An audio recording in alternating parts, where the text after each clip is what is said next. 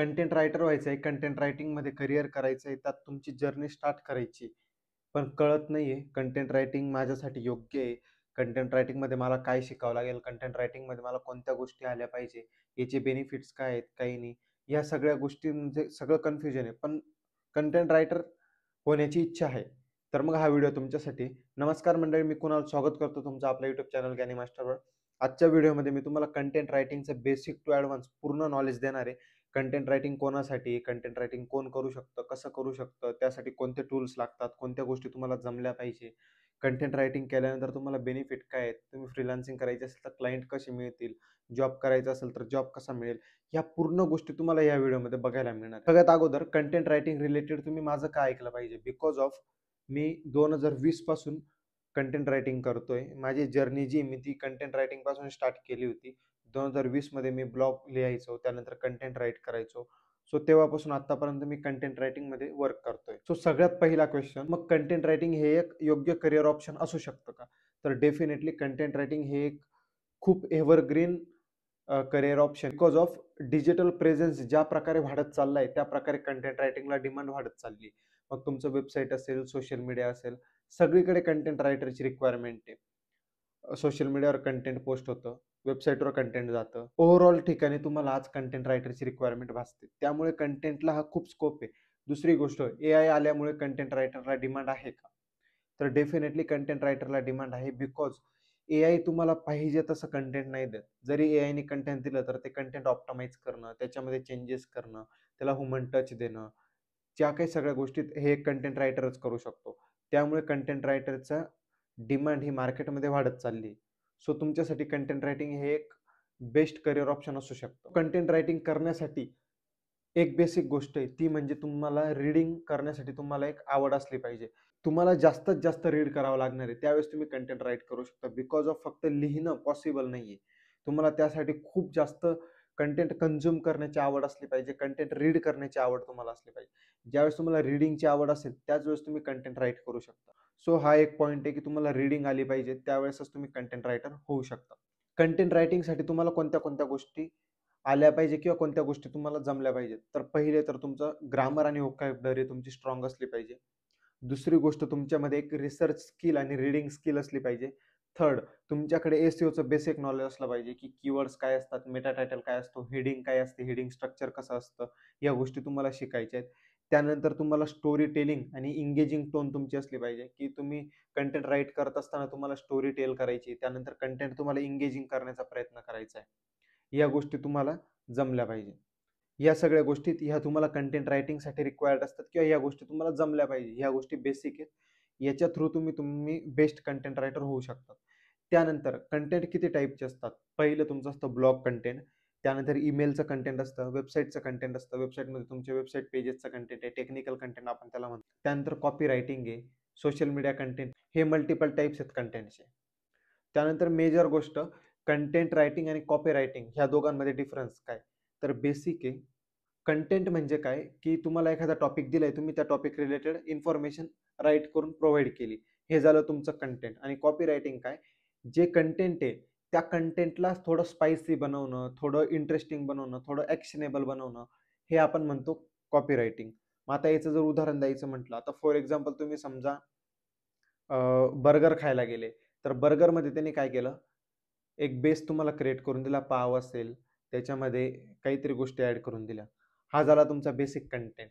आणि मग copy writing काय? त्याच बर्गरला त्यांनी एकदम चांगल्या प्रकारे डिझाइन केलं किंवा मग तुम्हाला थोडं स्पायसी बनवून दिलं, त्यात मसाले ॲड केले, तुम्हाला बटर वगैरे लावून दिलं, चीज ॲड केली, त्याला चांगल्या प्रकारे डिझाइन केलं किंवा त्या बेसिक बर्गरला त्यांनी टेस्टी बनवण्याचा प्रयत्न केला.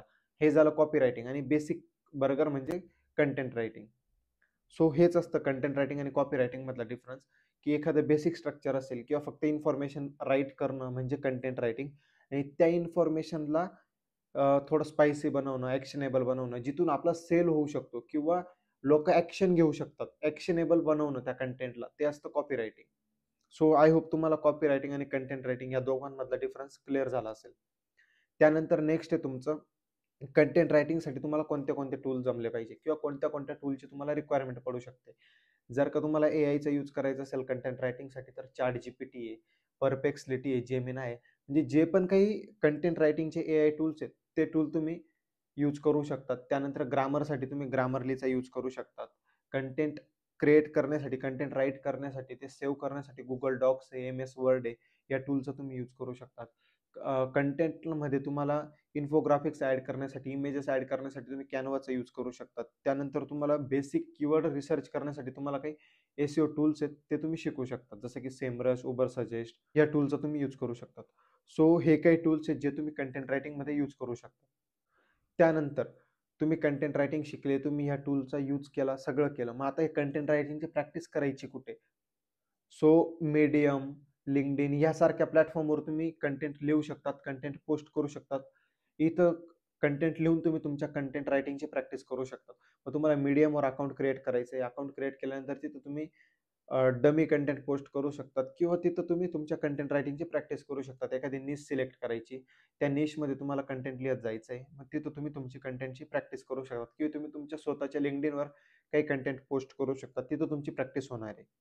दुसरी गोष्ट, प्रॅक्टिस करत असताना तुम्हाला डिफरंट टॉपिकवर कंटेंट राईट करण्याची प्रॅक्टिस करायची. असं नाही की तुम्ही फक्त एकच याच्यात जाताय. हां, जर का तुम्हाला पर्टिक्युलर मायक्रो निशमध्ये जर का कंटेंट रायटर व्हायचं असेल, तर तुम्ही ते करू शकता. तुम्हाला एक जनरल कंटेंट रायटर व्हायचं असेल, तर तुम्ही मल्टिपल टॉपिक ट्राय करू शकतात. मल्टिपल गोष्टी तुम्ही ट्राय करू शकता. आता हे सगळं झालं. तुम्ही कंटेंट रायटिंग शिकले, टूलचा यूज करणं शिकले, तुम्ही प्रॅक्टिस पण केली. आता तुम्हाला तुमचा पोर्टफोलिओ क्रिएट करायचा आहे. तर पोर्टफोलिओ तुम्ही कशाप्रकारे क्रिएट करणार? तर यासाठी बेसिक गोष्ट आहे, जे मी तुम्हाला सांगितलं, Medium, LinkedIn यासारख्या प्लॅटफॉर्मवर तुम्ही कंटेंट क्रिएट करून तुमची प्रॅक्टिस केल्यानंतर इथले काही कंटेंट आहे ते तुम्ही पिक करू शकतात ॲज अ तुमच्या पोर्टफोलिओमध्ये ॲड करण्यासाठी. मग तुम्ही तुमची स्वतःची पर्सनलाइज वेबसाईट क्रिएट करू शकता. तिथं तुम्ही तुमचं काम शोकेस करू शकतात किंवा तुम्ही फ्रीमध्ये वेबसाईट क्रिएट करू शकता. जसं की Wix आहे, वर्डप्रेस आहे. या टूलचा यूज करून तुम्ही फ्रीमध्ये वेबसाईट क्रिएट करू शकता आणि तिथं तुम्ही तुमचा पोर्टफोलिओ क्रिएट करू शकता. मग पोर्टफोलिओमध्ये तुम्हाला ॲड काय करायचं आहे? तुम्ही प्रॅक्टिस केलेलं कंटेंट जे ते तुम्हाला तिथं शो करायचं आहे. त्याच्यापैकी जे तुमचं बेस्ट कंटेंट आहे, ते तुम्हाला तिथं 5 ते 10 कंटेंट पीसेस तुम्हाला शो करायचे आहेत, की हे तुम्ही राईट केलेत. दुसरी गोष्ट, जर का तुम्हाला पोर्टफोलिओ अजून स्ट्राँग करायचा असेल, तर तुम्ही काही लोकांसाठी स्टार्टिंगला फ्रीमध्ये कंटेंट राईट करू शकता. आता फॉर एक्झाम्पल तुम्ही काही लोकांना रीच आउट करू शकतात. त्यांना सांगू शकतात, की मी कंटेंट रायटर आहे. मी तुमच्यासाठी फ्रीमध्ये कंटेंट राईट करून देईल. तुम्हाला त्यांना फ्रीमध्ये कंटेंट राईट करून द्यायचं आहे. त्यांना जर कंटेंट आवडलं, तर ते तुम्हाला कंटिन्यू करतील, पैसे पे करतील किंवा मग त्यांच्या मोबदल्यात तुम्ही त्याच्याकडून सांगू शकतात, की मी तुम्हाला कंटेंट दिलंय, तुम्ही मला फक्त टेस्टिमोनियल द्या, की मी लिहिलेलं कंटेंट तुम्हाला आवडलं, नाही आवडलं. याच्या रिलेटेड एक टेस्टिमोनियल घ्यायचा आणि तो टेस्टिमोनियल तुमचा पोर्टफोलिओ स्ट्राँग करण्यासाठी तुम्हाला हेल्पफुल होऊ शकतो. सो अशा प्रकारे तुम्ही तुमचा पोर्टफोलिओ क्रिएट करू शकता. त्यानंतर तुम्ही पोर्टफोलिओ क्रिएट केला, कंटेंट शिकले, कंटेंट रायटर झाले, चांगल्या प्रकारे तुम्हाला जमायला लागलं. मग आता तुम्हाला जॉब मिळणार कसा? क्लायंट मिळणार कसे? जसं मी तुम्हाला सांगितलं, स्टार्टिंगला फ्रीमध्ये क्लायंटला कंटेंट प्रोव्हाईड करा इनिशियल स्टेजला. क्लायंटला तुमचं कंटेंट आवडलं लोकांना, तर ते तुम्हाला अजून कंटेंट राईट करण्यासाठी पैसे पे करू शकतात. अशा प्रकारे तुम्ही क्लायंट क्लोज करू शकता. दुसरी गोष्ट, तुम्हाला क्लायंटला रीच आउट करायचं आहे. ज्या लोकांना कंटेंटची रिक्वायरमेंट आहे, त्यांना शोधायचं आहे, त्यांना सांगायचं आहे, मी कंटेंट रायटर आहे, हा माझा पोर्टफोलिओ आहे, मी तुमच्यासाठी कंटेंट राईट करू शकतो. दुसरी गोष्ट, तुम्ही जॉबसाठी अप्लाय करू शकतात. LinkedIn, Naukri.com असे मल्टिपल प्लॅटफॉर्म आहे, जिथं कंटेंट रायटरची रिक्वायरमेंट असते. तिथं तुम्ही तुमचा रिझ्यूमे अपलोड करू शकता. तुमचे सॅम्पल वर्क त्यांना दाखवू शकता. तुमचं सॅम्पल कंटेंट दाखवू शकता. तुमचा पोर्टफोलिओ दाखवू शकता. काही कॉमन गोष्टी आहेत, ज्या की तुम्हाला कंटेंट रायटिंगमध्ये अव्हॉइड करायच्या आहेत. पहिली गोष्ट, तुम्हाला कॉपी पेस्ट करायचं नाहीये. दुसऱ्याचं कंटेंट तुम्हाला अजिबात कॉपी पेस्ट करायचं नाहीये. एआयचं कंटेंट अजिबात कॉपी पेस्ट करायचं नाही. एआयने दिलेल्या कंटेंटमध्ये तुम्हाला मॉडिफिकेशन करायचे आहेत. त्यात तुम्हाला तुमच्या अकॉर्डिंग गोष्टी चेंजेस करायच्या आहेत. ह्या गोष्टी तुम्हाला इग्नोर करायच्या आहेत, की कॉपी पेस्ट तुम्हाला अजिबात करायचं नाही किंवा ह्या ज्या मिस्टेक्स आहेत, ह्या अव्हॉइड करायच्या आहेत. दुसरी गोष्ट, कंटेंट राईट करत असताना SEOला इग्नोर नाही करायचं, की जसं की कंटेंटचा प्रॉपर हेडिंग स्ट्रक्चर असेल, कंटेंटमध्ये कीवर्ड प्लेसमेंट असेल, या गोष्टी तुम्हाला लक्षात ठेवायच्या आहेत.